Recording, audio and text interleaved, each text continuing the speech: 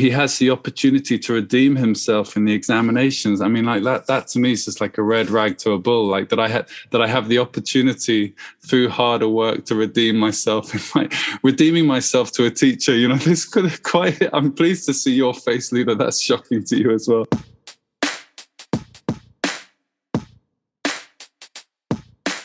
Yeah, once all the energy went there, I just was responding to what was needed. So, for example, I could see that I didn't want to tutor anyone without them having choice on all levels, really. Choice as to whether they wanted to work with me. So this is the young people. Choice as to whether they wanted to even improve their grades at all or do any of this. Do you want your child to come out of school with confidence, self-drive, self-direction, motivation, purpose? Or do you want them to come out with a load of grades that some employer that they don't even know, they don't even know what job to go for? I want to encourage parents to open up to a much more profound basis for their children, a much more profound result from education than what we've been focused on. I will never mix teenagers and their parents, Ludo. It's like one in, one out, So on the calls, even when I first meet them, I'm like, great, I'd love to meet your son. Yeah, bring him in and then see you later, So you've got to get the parents out the room. I won't have anyone listening in. They have to jump in with trust and faith.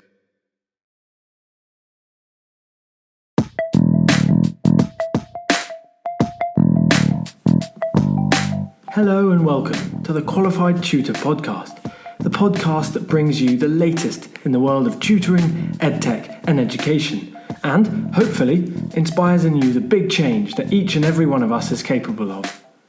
Qualified Tutor is an industry-leading tutor training organisation and online tutoring community for thousands of tutors around the world. This podcast is the voice of this community, where we aim to hear from tutors, teachers, entrepreneurs, coaches, business experts, students, tutorpreneurs, and more from the world of tutoring about what inspires them every day, how they can help tutors like you, and what they've learnt about tutoring along the way. The question is, what will you learn today? Hello and welcome to the 111th episode of the Qualified Tutor Podcast. As ever, my name is Ludo Miller, the host of this podcast. Welcome back to regular listeners. Welcome to any of you for whom this is your first time listening to the Qualified Tutor Podcast. And of course, a huge welcome to today's guest, Henry Dingle. Welcome to the podcast, Henry. Thanks, Ludo. Hi, everyone. It's great to be here. It's a real pleasure to have you on, Henry. You recently joined our community, and it's been a bit of a whirlwind already. You've changed the lives, you've changed the perspectives of many of our members already with your wonderful thoughts and comments. And really, being a guest on this podcast is the natural progression of that. But having looked back through the work you've done in the tutoring industry over the past 15 years, Henry, it's really quite extraordinary. And you've been there doing online tutoring and running webinars longer than most people. So we owe a huge amount, I think, in this industry to the work that you and also Atul Rana have been doing over the past kind of 10, 15 years. Just as a brief introduction, so you, our listeners, can contextualize Henry a little bit and why we brought him on. Henry is the founder of Young Fire Academy, and as I just mentioned there, he co-founded the Indie Tutors Network alongside past podcast guest Atul Rana, and through this offers a very refreshing and innovative take on how an educator can approach the learning relationship with their parents, with their students, and also crucially the parents of their students too. Henry has a pretty wonderful knack of combining practical and experience-led understanding of what makes children and parents tick with a deep, methodical philosophy to back it up. As you will no doubt find out, he's an eloquent, intelligent speaker and writes about the craft of education in a very thoughtful way, which, as I mentioned, is not surprising, perhaps, given Henry's many years in the tutoring field. So, Henry, we are very, very glad to have you on. And any listeners of the episodes of the podcast over the few recent episodes will have worked out that we are starting our episodes in a new way of late, and that is by me asking guests if they have any old school reports that they can locate in the treasure chests of their homes, or more recently the homes of their parents. So, Henry, over to you for the next few minutes or so to read through some old school reports that you found. Well, first of all, Ludo, thank you for your amazing introduction. Wow, I'm very flattered by that way of contextualizing me and introducing me. It's not clear to me in some ways, like that I've been contributing to the industry, but I can see myself also through those eyes. It's just a really lovely perspective. I've always felt like quite an outlier, I suppose, in the education industry, probably similar to many other tutors. You feel like you do a lot of your work on your own, and increasingly I have done a lot more collaborative work with Atul and with others. So it's really fun to look at cultural change and industry change in that way, that we're all contributing with everything that we do, especially when we show up in forums like yours. It was amazing to join the festival and to be aware of this tutoring community. Atul and I tried to start tutoring community way back. I don't know when that was, maybe 5-6 years ago. And so, kudos to you, and just it's so great to see it happening. We just wanted it to exist, to be honest. We didn't really necessarily want to be running it, but we really wanted it for ourselves, and we knew it was what was needed for the community and for the industry. So it's just great that this is all coming about. And thank you for your very flattering intro. School reports. All right. We talked a little bit before we started rolling the recording here. And for me, it's very interesting to read school reports, because it feels like I'm reading them for the first time. That they kind of, it's interesting that they're mostly a communication between the teachers and the parents. And in that, I pick up on a lot of the languaging in these reports that is to do with the old ways of doing things. Probably by the time we finish this podcast, that'll be kind of clear on my perspective there on our current institutions and systems and ways of relating to young people and each other. My reports aren't like funny in that kind of way to me. I read them and I'm like, wow, it brings up a lot. It brings up quite a lot from a very happy childhood, a very happy schooling in many ways. I was a good fit. I could do everything that I needed to do, academics, sports, music, whatever. I was into it all. And yet when I read these reports, it reminds me why I'm doing the work I'm doing now. So, it's just things like, it's all just basically just reports that just say he needs to knuckle down, he needs or someone to knuckle him down, he needs controlling. He needs let me see if I can pick out an actual sentence. It says, he has the opportunity to redeem himself in the examinations. I mean, that to me is just like a red rag to a bull, like that I have the opportunity through harder work to redeem myself. Redeeming myself to a teacher, this could have I'm pleased to see your face, Lena. That's shocking to you as well. But, teachers can often have that sense of being in that position of power, and that communication between the parent, I think, can often fly like that. A strict morning regime in Putney would not go amiss, that kind of thing for revision, old school. I mean, I'm in my mid-40s, so I'm speaking to someone who's nearly half my age, 20 years younger than me, and maybe many others listening. But that was very typical, I would say, in that day. And I know it still goes on now. One other report was from an art teacher, and I wasn't a great artist in terms of visual art, but just this is a great snapshot of how I feel my whole life has been. Henry's worked steadily throughout the half, experiencing periods of euphoria and despair. His intelligent and creative approach to his work is producing good things with considerable potential. It's mostly the euphoria and despair in some ways from that, and obviously my great excitement about what I feel I can do in the world. And that's what's really coming about now, just these last 5 years or so, really evolving a bit away from tutoring. So, I've had my foundations in tutoring, more than 15 years of tutoring, as a musician for a long time. And so the tutoring and music went hand in hand for a long time. And now the considerable potential, I feel like something is really bubbling up for me. And yeah, like you say, it really relates to the whole family. It relates especially to parenting culture. I'm a father myself with a 9-year-old and an 8-year-old. And yeah, my whole offer has changed from tutoring to mentorship, coaching, certainly parent coaching alongside working with teens. And the academic side is there still. I'm still a specialist maths and English tutor, GCSE level.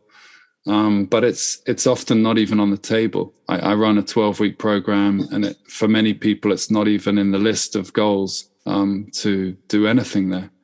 So I'm also more and more finding myself in the coaching, straight coaching, maybe could even call it life coaching role. I don't really associate with that label either. I'm not trained in life coaching, but I feel some sort of gap there for young people where they don't want to see a therapist, they don't want to see a counselor. I do feel like I get great results with some of those, very specifically who don't need a professional. I have to say that first of all, I know when it's not me, and I know when they need to see someone who is trained. But yeah, somewhere along the line there, it's just marrying academic pressures. I basically try and get the parents to back off and to enable the teens to step up and take more ownership of their lives through their schooling years. Yeah. So, go on. Henry, can I jump in there? Yes, go ahead, yeah. I'd love to ask, where does that come from? Why tutoring? Why did you start doing what you do now? Yeah, I mean, it was I was a musician, and I was looking for a job in a call center because I didn't have any money. And I ran into a guy at a party, and he just said, "Oh, wow, yeah, well, good luck with the call center job," which was starting the next day. It was a terrible fit for me. I think he could probably tell that. And I just didn't have a way of making income whilst I was writing songs, which I did for 15 years or something. I was a songwriter. And he said, "Oh, I'm tutoring, £25 an hour. I'm pretty sure you could interview with it was an agency." And I just couldn't believe it. I actually couldn't believe that you could work with a child one-on-one and teach them and make that kind of money when you could wipe like cafe tables down for £5 or £6 an hour at the time it probably was. So I was like, wow, okay, that was just immediately obviously very appealing, not just for the money, but the nature of the work. But Ludo, I downplayed my love of teaching for a long time because I was a full power musician. I was 100% committed to that career and that craft. So it just was there. That was my bread earner. That was how I made my money. I was greatly relieved to step away from the abstract nature of music making and, time in the studio and just the endless designs of things and whatever, and into just, right, here's an hour, here's a kid, he needs to know trigonometry, and at the end of it, you get 25 quid or 50 quid or whatever it is. And I love that. Yeah, I mean, it was useful money, but it was mostly the concrete nature of it as well. It was a job that needed to be done. And I think it just kept me sane whilst I was fumbling around in the music business. To just go in and do a job for someone else. There was something about service in that it wasn't so focused on me. It wasn't at all focused on me. That was a great relief. And so I don't think I would have managed to be a musician for that long without the real good work of being with young people and trying to help in that family setup as well. Yeah. Yeah. So where did the focus on parents and parental support come from then? From working with the student to more focusing on the entire family education? Where did that transition come from? Yeah, I mean, it all came from just need. It all came from for all the way through my music career as well, I just presumed I wouldn't be tutoring the next year, for example. I was always like, I won't be doing this anymore next year. And that went on for 15 years or something. And I was still very much tutoring, and the music was not, it wasn't replacing the tutoring. So I just carried on for years and years and years doing that. But I wasn't really putting any great thought into, the tutoring evolved. It still nourished me. It somehow still excited me to be doing it, and never became a burden, which surprised me. But it evolved steadily until I then completely stopped being interested in music anymore. I just was done with it. And once I was just putting all my attention and love and interest into education, which was kind of what I wanted to do with music as an aside. I wanted to write that kind of music that educated. I wanted to write that kind of lyric that moved things along for everyone, me included, changed things. Once all the energy went there, I just was responding to what was needed. So, for example, I could see that I didn't want to tutor anyone without them having choice. On all levels, really. Choice as to whether they wanted to work with me. So this is the young people. Choice as to whether they wanted to even improve their grades at all or do any of this. So that was, I eventually just started drawing these lines in the sand where I just would not work with anyone who couldn't meet me in my way of offering my offer. So that was one thing. The students had to be up for it. They had to want to do it. And I also just had to start imposing myself as an authority on the parents as well, not wanting to become the controller that I've referred to from my past, but more just that I knew so much about this area. I'd spent so much time in family settings and with listening to parents and listening to teenagers and younger. I just knew what I was doing. I just knew what I thought was needed. And it was really against the grain often for what I was being hired for. So the parents would often come in and they would have an idea, but I just knew I knew better than them. I knew that they actually needed to sometimes do the opposite of what they were thinking was going to be the solution. And so often parents would come in and the solution is just loads of extra hours of tutoring. Just tutor my kid, like get the grades, just tutor him or her, what we need here is like knuckling down, we need like harder work, we need whatever, and I need to hire someone who's just going to make them work harder. So I knew at that point that actually some of these parents really needed to be told. They needed to be told that that was a disastrous approach to educating someone for the long term or the short term, that motivation would never come like that.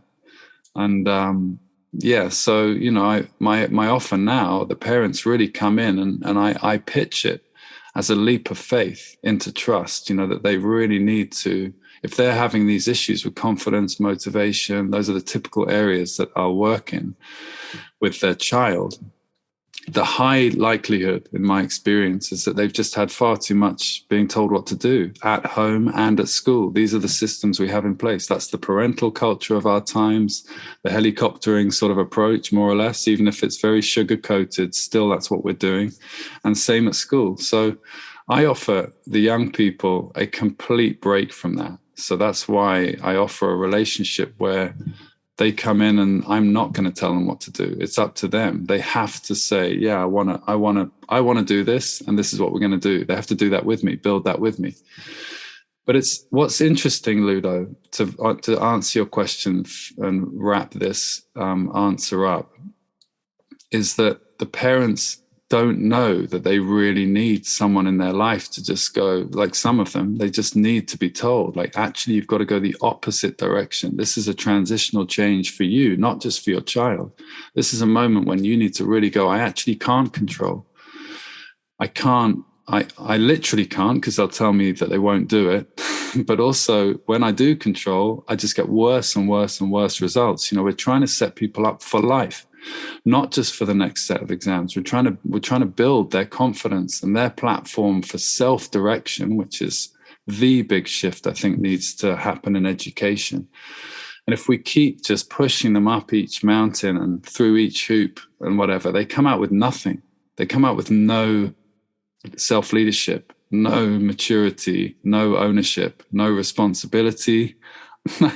I don't think the grades mean a lot in the wake of that. So this has been my great kind of obsession the last 5 years or so. Yeah, long answer. So no, perfect answer. I've got two important threads that I want to pull on from the answer there. And to be honest, I don't know which question to ask first, because they both relate to what you said. But I'm going to go with this one a little more. A fairly blunt question, Henry. But do you think then that the mainstream education system is more important for the parent than for the student? Well, I would say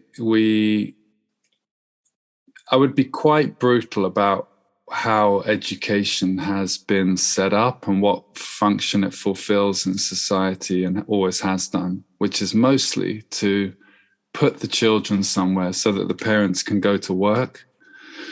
So I think, you know, our education systems, just to be really brutal, we try and do a lot of good things within that structure, but children have to go to school so that parents can work in some ways. So we're a bit stuck in that setup because there is no choice in that.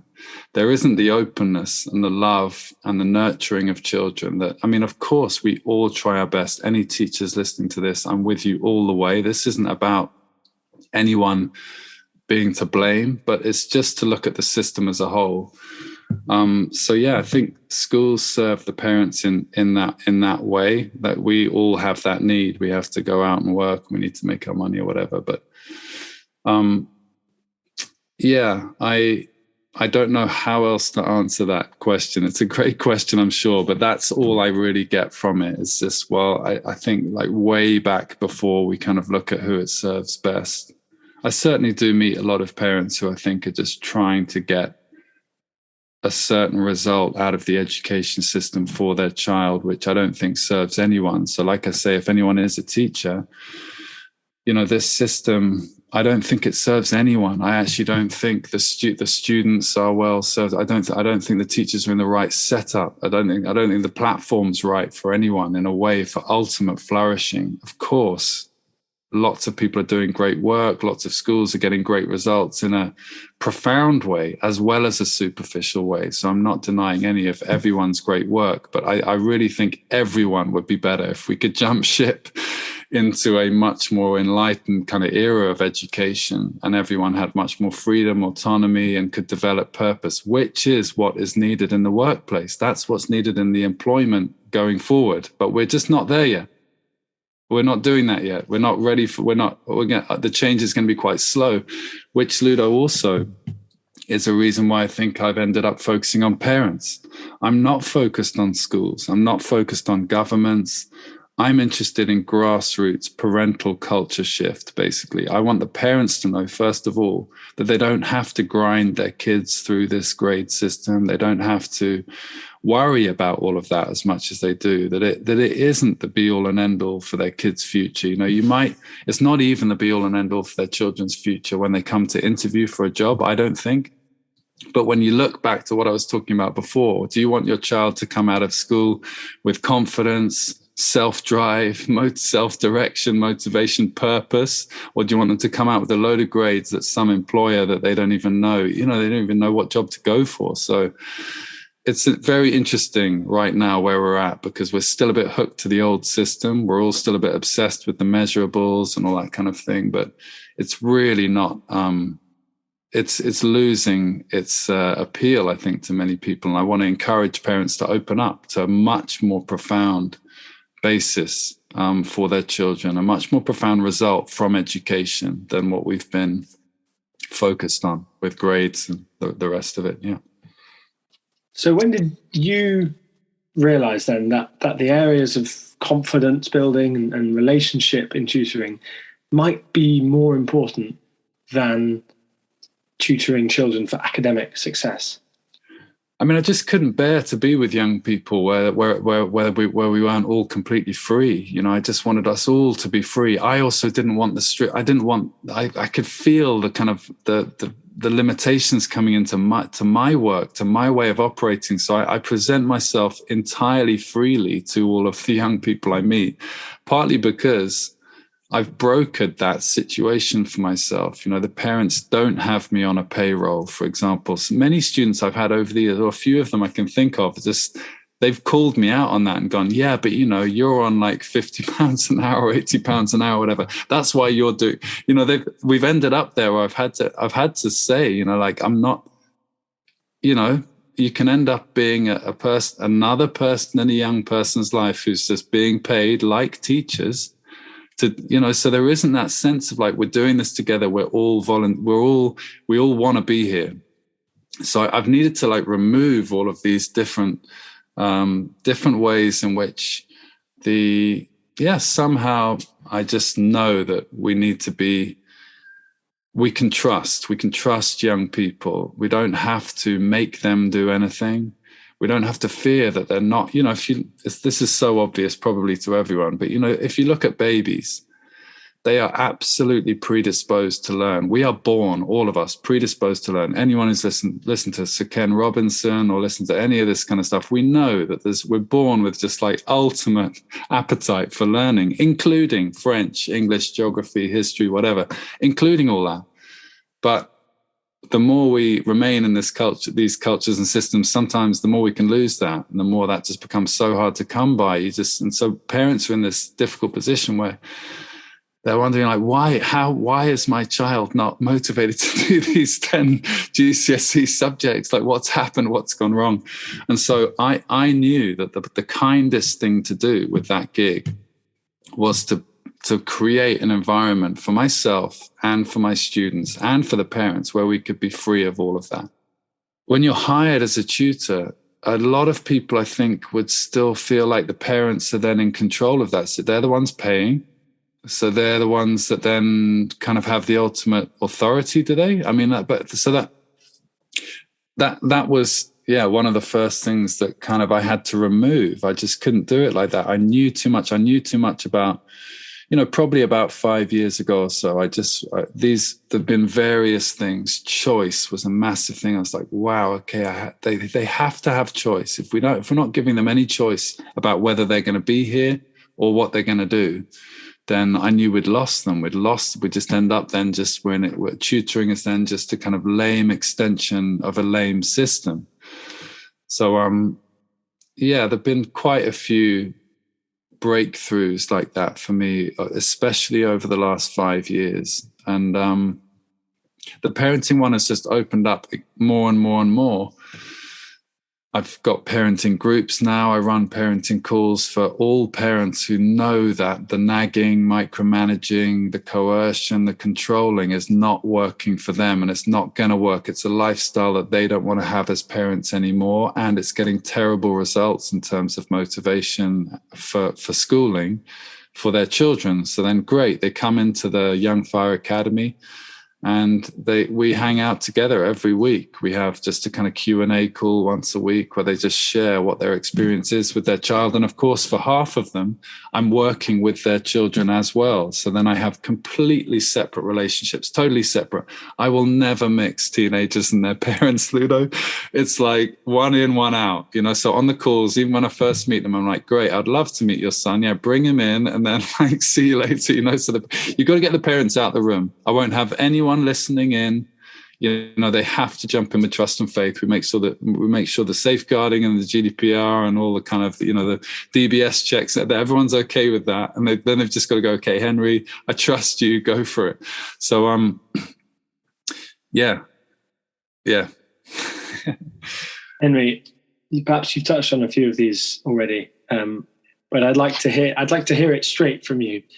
What do you see are the cornerstones of effective tutoring and mentoring? Relationship.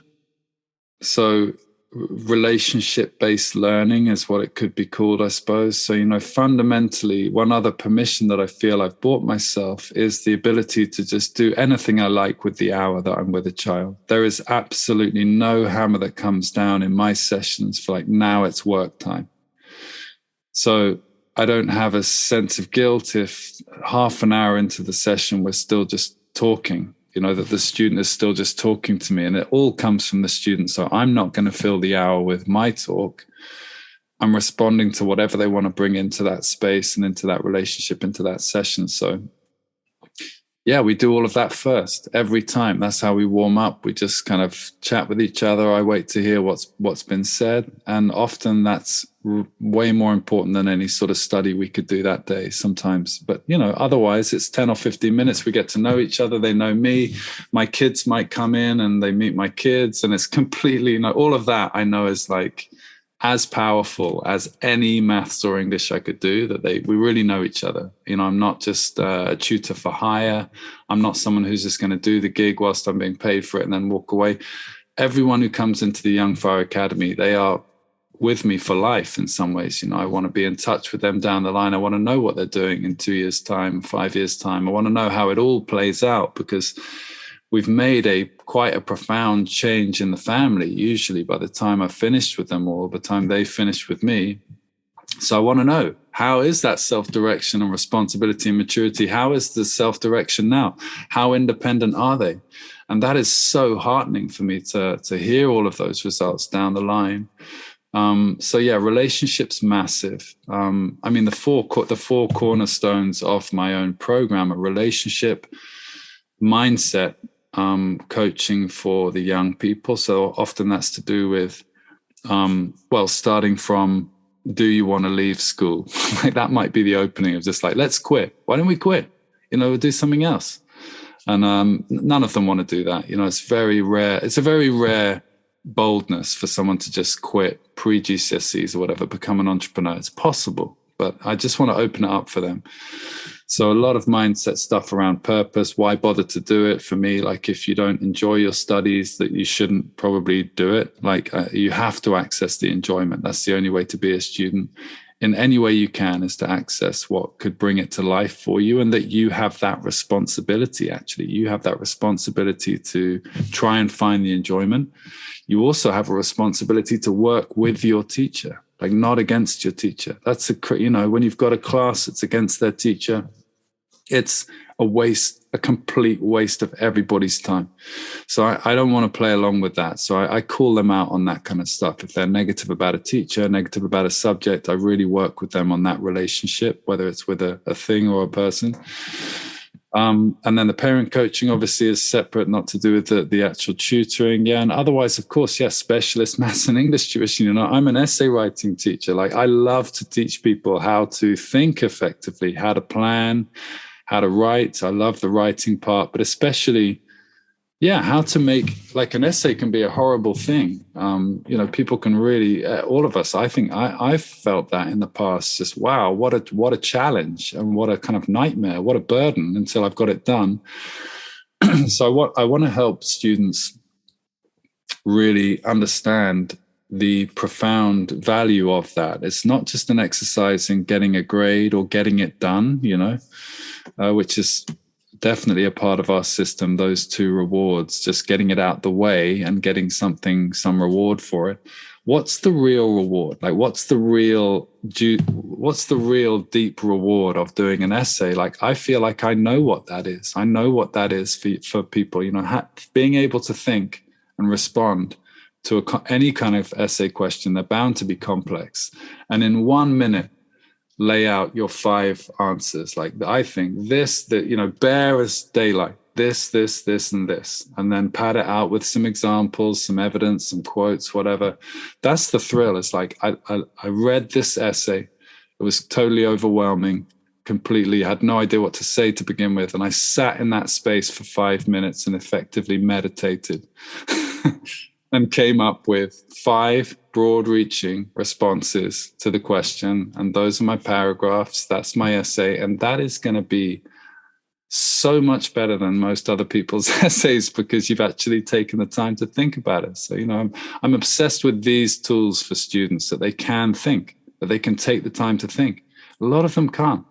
Culturally, it's all too fast paced. They're not being invited even to do that, to really sit and think, and to not know, to be in that space of not knowing, 30 seconds of still not knowing what else to say, and just hanging in there, just going, okay, what else could I? So that's what I'm into with the tutoring, as well as same with maths. Can they just settle down enough to not throw marks and make mistakes, throw marks away all over the place, making silly mistakes galore, poor processing. So I'm obsessed with processing, going from all the stuff we've all heard for decades, teachers saying, read the question, show you're working, like that kind of, all that kind of stuff. The reason why we're told that is because otherwise we're all over the place. It's a mess. It's unfulfilling. It's unreliable. So I'm kind of really trying to stir up for them the profound meaning of studying. I don't think anything else is going to do it for them. I don't bring in any sort of like, you've just got to do it because now's the time. And, if you don't get your grades, you won't then be able to go to this next school and you won't get a job, and bullshit. In a way, for a lot of people, I think I want them to really get why they would do it, and then get the grades as well. I understand we live in the UK, or at least you and I do. There's a system out there. They might need those. I want them to have good self-worth. I want them to think, yeah, I'm a 6 or a 7, or I'm an 8 or a 9. I want them to be reflected in their grades. But wow, it's a totally different route to getting them than cramming or something, for example. Yeah. I think you've said 10, 20, 50 things there, Henry, that have really made me think, and will really be making, I hope, our listeners think about how to become a more effective tutor, how to see the true value of tutoring, how to see their student being the most important part of that relationship. I think these are obviously things that you've gained over your 15 years of tutoring, and probably much before that, as you said, reading out the school reports there. It's clear that these things were in your mind, perhaps even subconsciously from a very young age, even if you never felt that those reports were for you. I think that in itself is such an important thing to understand, is that school reports, they're not aimed at the student, and perhaps that's an obvious thing. Perhaps school reports are just for the parent, but the student doesn't take them in, they don't remember them, they don't listen to them. I think that's the way that you read out those ones at the start was really striking. Can I say one thing to that? I think it's because I'm in the world of Daniel Pink at the moment. He's a commentator on motivation. I can see you know him. So, yeah, extrinsic and intrinsic motivation. A reward is an outside. A report is an outside sort of reward. It's something that you validates you from the outside. It's like having a big house. You want to have a big house or a car, or you want to earn lots of money and have all these extrinsic, like outside rewards, things to show for your work. Some people operate like that. That's what motivates them. Many people aren't motivated by that, so I know I'm one of those people. I've never done any work that hasn't interested me. I just, it's not how I'm wired. And I know that kind of motivation is unstoppable. Like if you can align with that kind of motivation, you are an unstoppable force. So that's how I feel right now in my work. And I do wish for everyone to have that kind of for themselves, certainly the young people I'm working with. So yeah, many of them are not. And especially in this day and age, Ludo, I think something's changing about the world, not just the pandemic, but just generally. This has been accelerating for a long time. The workplace is changing. And, so those kind of outside rewards, a bigger paycheck, a better report, they are not going to be getting better results. In fact, a lot of the science shows that they get worse results. You get worse results the more there's that interference of outside rewards going on in amongst your natural drives. So that's what I'm keen to kind of help my students with. That's why I'm on the trip of really trying to just look at the value of an essay in and of itself, the value of doing good maths in and of itself, in that hour. I want every single session with a student to be the kind of session that they want to come back to, you know. I have crazy visions of like how schools could look in the future, you know, like that teachers should earn the attention of their students, you know, that you would have just a teacher and it's optional, you know, and in democratic schooling, that's the case, you know, students can choose to take it or leave it. And I love that. And, you know, I love that they can just like go, actually, you know what, it's more interesting to go in to see like Mr. Miller and do maths, or to see Ludo. It would probably be in a democratic schooling setup. More interesting to go and do maths with Ludo than it is to just lie around and whatever, just be on my own. You know, that's where everyone is, or whatever it is. I love that idea. Game changing. There is a wonderful organization called Progressive Education who are writing about and advocating for free and democratic schooling. Henry, I love that you've mentioned that, because we're hoping to get a member of their team onto the podcast soon. So that's a great segue.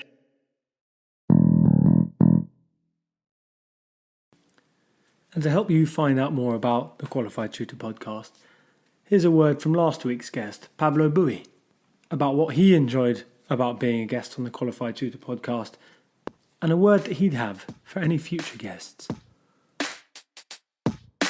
Qualified Tutor podcast has given me valuable insight of what I do and how it can impact on others. It has brought me an exciting new experience, which is recording a podcast, and I had also looked back on my teenage years from a funny perspective. Upcoming guests, do not hold anything and let it all out. Henry, we're just coming to a close here, but I've got time for one more question for you, if your answer is brief. Brief.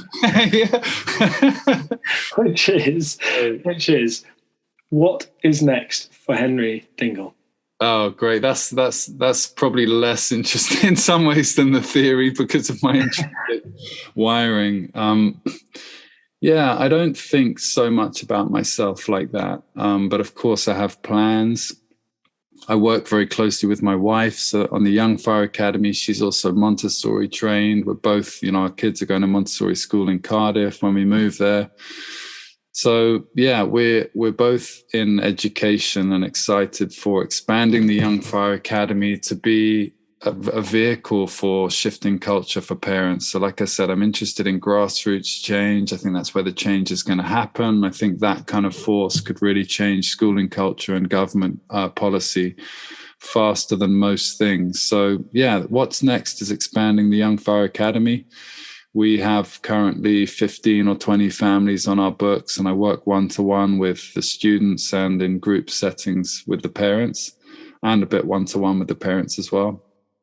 And we'd like to really open that up so that it's more like 100 people this year, going more into kind of group coaching, both for the teens and for the parents. And what's exciting about that is that it's not like group maths for the teens. It will be as well. It'll be exactly like the one-to-one sessions, but it'll be also a real cultural hub. So it's an empowerment hub. It's a culture. It's a community. It's going to be a culture and community of young people. And I know, despite actually it's not 15 years in tutoring. It's probably more like 25. I say 15 so that people think I'm younger. But yeah, despite all that, despite my age, I still feel able to hold that space with teens and allow them to just be with each other. You know, there are two reasons why I was hesitant to send my own children to school. One was the pedagogy, the educational style, and the other was just the culture in general, the culture of our children when they're all put into a schooling setting and it's not held and not guided well enough. So I'm excited to also hold that space with teens where we can really speak up and step up and empower a much more positive way of them relating to themselves and each other. So yeah, it's going to be the expansion of Young Fire Academy and maybe writing a book. That's it. You look at you inviting yourself back for a second appearance on the Qualified Tutor podcast. Oh gosh, if I ever write a book, Ludo, it'll be one of those pinch myself moments. I will do it, but it's going to feel surreal because I know that's a huge undertaking. And yeah, I'd love to come back for the book launch episode. Thank you for the invitation. Well, listeners, don't wait until the book launch to get in touch with Henry. If you are interested in what he's been saying, youngfireacademy.com is the place to go to find out more about Henry and the Young Fire Academy, and to read through that website to find out more about Henry, to read his musings and writings on tutoring and education and the education system. He has also recently been on the Modern Education Movement podcast. You can find those links in the show notes below. In fact, there's many more links to his masterclass video, to his Facebook group. There's so much that Henry does and has done, and you can find out more just by looking in the description of this podcast. Henry, thank you so much for coming on. You said that we wouldn't be able to do all of this in 25 minutes, and you were absolutely right. There's not a problem with that at all. I'm sure people don't mind listening an extra 10, 15 minutes to what you're saying. I hope you enjoy talking about what you do. I've absolutely loved it. And yeah, my aim right from the beginning was to be the longest episode that you put out. So yeah, bring it on. That's great. No, Ludo, thank you so much. And for all of you in the community, it really is. Having been a part of Indie Tutors, it's really, really special to see it done really well and properly and by the right people. And I mean that completely. It's not what we just wanted it. We wanted this so much for professional development for tutors, and just literally Atul and I for ourselves. We were one-on-one for a long time, Atul and I, and then we invited a few other people in, and it kind of went from there. But it's extremely beneficial for tutors to have these ways of communicating with each other and developing each other and upping the game, and just, yeah, it's very exciting what you're doing. So thanks to all of you. Raising standards in tutoring together. If you haven't heard that line, then you don't know enough about Qualified Tutor. Henry, thank you so much. Listeners, I hope you enjoyed hearing about what Henry does and what he thinks about tutoring. We will see you all next time. Cheerio, Henry. Bye now. Thanks, Ludo. Bye.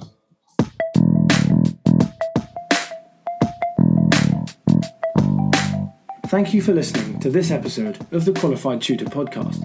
Whether you're a regular listener of this podcast or you've just stumbled across it, join the Qualified Tutor podcast group within the Qualified Tutor community to stay up to date with our latest news, offers, workshops, and of course, simply to meet other tutors like you. Whatever your level as a tutor, our training courses will be the next step in your professional development. Visit qualifiedtutor.org/training to find out more about our CPD accredited and Ofqual recognised courses, the first of their kind in the tutoring industry. Your student deserves the best tutor possible. Make that happen today by joining Qualified Tutor.